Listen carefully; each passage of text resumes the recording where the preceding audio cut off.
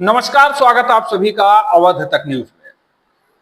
आज सुबह 11 बजे के करीब ग्रेटर नोएडा वेस्ट के गौर सिटी में एक एक्सीडेंट हुआ। एक्सीडेंट बड़ा ही भयानक और दर्दनाक था और उस एक्सीडेंट में एक छोटा सा 5 साल का बच्चा और उनके साथ में मौजूद एक औरत का मौके पर ही मौत हो जाती है और उनके साथ में जो एक पुरुष रहते हैं वो गंभीर रूप से घायल।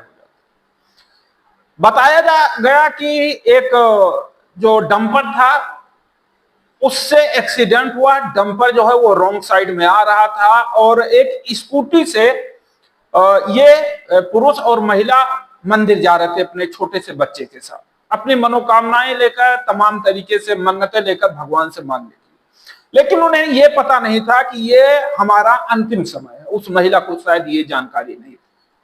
होता क्या है कि डंपर रॉन्ग साइड में आता है और महिला को और बच्चे को कुचल देता है, जिसकी मौके पर ही मौत हो जाती है और जो पुरुष रहता है, जो स्कूटी चालक रहता है, वो गंभीर रूप से घायल हो जाता है। फिर डंपर वाला अपना डंपर लेकर के वहां से भागता है। पहली बात तो वो रॉन्ग साइड में आ रहा था, एक्सीडेंट करने के बाद वो भागता है।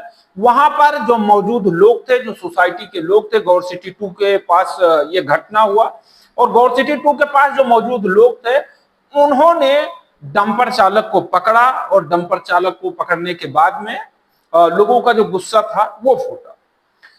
लेकिन बच्चे और 5 साल के बच्चे और महिला की मौत के बाद लोगों का जो गुस्सा था वो शाम के समय फूट गया। लोगों के जो बर्दाश्त की सीमा थी वो खत्म हो गई और लोग सड़क पे आ गए। सड़क पे आने का जो उनका कारण था वो एक नहीं बल्कि अनेक थे। उन्होंने नगर पालिका और तमाम लोगों पर गंभीर आरोप लगाए और साथ ही पुलिस प्रशासन पर भी आरोप लगाया। उन्होंने जो गौर सिटी के लोग थे, गौर सिटी 2 के और अन्य लोग जो मौजूद थे, उन्होंने कहा कि पुलिस विभाग के मिली जुली होने के कारण यहाँ रोड पे ही अतिक्रमण लगाकर ठेली लगाई जाती है। यानी रोड पर सुबह शाम सब्जियों का बाजार लगाया जाता है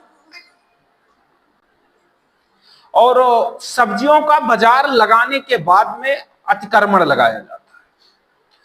और इस चीज की जब जानकारी पुलिस प्रशासन को हुई तो पुलिस प्रशासन जो है वो मौके पर पहुंच गया और धीरे धीरे करके भारी संख्या में पुलिस बल जो है वो पहुंच गए और पहुंचने के बाद लोगों से जानकारी लेने लगे। लोगों ने कहा कि एक तो अवैध तरीके से रॉन्ग साइड में लोगों का आना, अवैध तरीके से गाड़ी खड़ा करना और उसके बाद अवैध रूप से मार्केट लगना। जो सोसाइटी के लोग या गौर सिटी 2 के लोग, आसपास के ग्रेटर नोएडा वेस्ट के लोग थे, उन्होंने कहा, जैसे आप तस्वीर में देख सकते हैं कि पुलिस प्रशासन मुर्दाबाद, पुलिस प्रशासन हाय हाय, और नगर पालिका के ऊपर तमाम तरीके से उन्होंने सवाल खड़े किए।